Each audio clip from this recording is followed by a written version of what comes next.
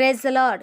మన ప్రభు అయిన యేసుక్రీస్తు పరిశుద్ధమైనటువంటి నామంలో ఈ ఉదయకాలపు కృపావార్తను వింటున్నటువంటి మీ అందరికీ దేవుని పేరట వందనాలు చెల్లిస్తూ ఉన్నాను. అందరూ బాగున్నారా? మరి పూట ప్రభు మనకిచ్చినటువంటి వాక్యాన్ని మనము పరిశుద్ధ గ్రంథంలో చదువుకుందాం. యోహాను సువార్త 14వ అధ్యాయము 27వ వాక్యాన్ని మనం చదువుకుందాం. యోహాను సువార్త 14వ అధ్యాయము 27వ వాక్యాన్ని మనము చదువుకుందాం. శాంతి మీకు అనుగ్రహించి వెళ్ళుచున్నాను, నా శాంతినే మీకు అనుగ్రహించుచున్నాను. లోకమిచ్చినట్లుగా నేను మీకు అనుగ్రహించుటలేదు. మీ హృదయమును కలవరపడనీయకుడి, వెరవనీయకుడి. హల్లెలూయా. నా దేవుని బిడ్డలారా, గమనించండి. ఇక్కడ దేవుని యొక్క వాక్యములో మనం చూస్తున్నప్పుడు ఆయన అంటున్నాడు, శాంతిని మీకు అనుగ్రహించి వెళ్ళుచున్నాను.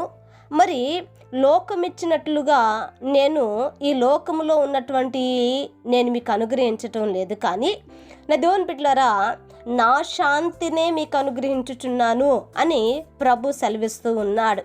ఈ వాక్యాన్ని మనం గమనించినప్పుడు దేవుని యొక్క శాంతిని ఆయన మనకు అనుగ్రహించాడు. హల్లెలూయా. దేవుని బిడ్డలారా, చూడండి, నా శాంతి.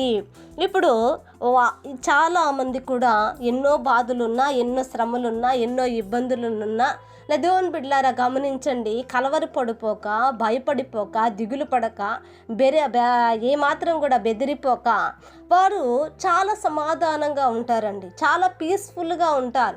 వాళ్ళని చూస్తున్నప్పుడు ఇన్ని సమస్యలున్నా వాళ్ళు ఎలాగా మరి తట్టుకోగలుగుతున్నారు, వాళ్ళు ఇంత బాధని ఎలా తట్టుకొని మరి ఎంత అలా నవ్వగలుగుతున్నారు అని మనం అనుకుంటాం.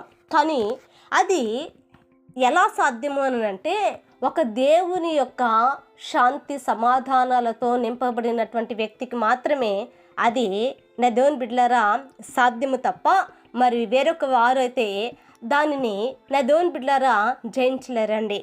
నిజమేనండి. ఎందుకనంటే ప్రభు అంటున్నారు, లోకమిచ్చినట్లుగా కాదు, కానీ నేను నా శాంతిని మీకు అనుగ్రహిస్తున్నాను అంటున్నాడు. కనుక నా దేవుని బిడ్డలారా, ఈరోజు నా యొక్క వాక్యం ఉంటుండగా ఎంతమంది అయితే సమాధానము లేక, ఎంతమంది అయితే నెమ్మది లేక, ఎంతమంది కుటుంబాలైతే నా దేవుని బిడ్డలారా పిల్లల్ని బట్టి, ఉద్యోగమును బట్టి, వివాహమును బట్టి, గర్భఫలమును బట్టి, అప్పుల బాధలను బట్టి, రోగాలను బట్టి, సమస్యల చేత ఎంతోమందికి చితికిపోతూ కన్నీళ్లతో కాపురం చేసుకుంటున్న వాళ్ళు ఎంతోమంది ఉన్నారండి ఈ లోకంలో. నా దేవుని బిడ్డలారా, వాళ్ళందరికీ విడుదల, వాళ్ళందరూ కూడా వారిలా తిరిగి నా దేవుని బిడ్డలారా సమాధానం కలిగి వాళ్ళు బ్రతకాలంటే ఒకటే అండి, దేవుని సమాధానం తప్ప ఇంక ఏ సమాధానం వాళ్ళని బ్రతికించలేదు.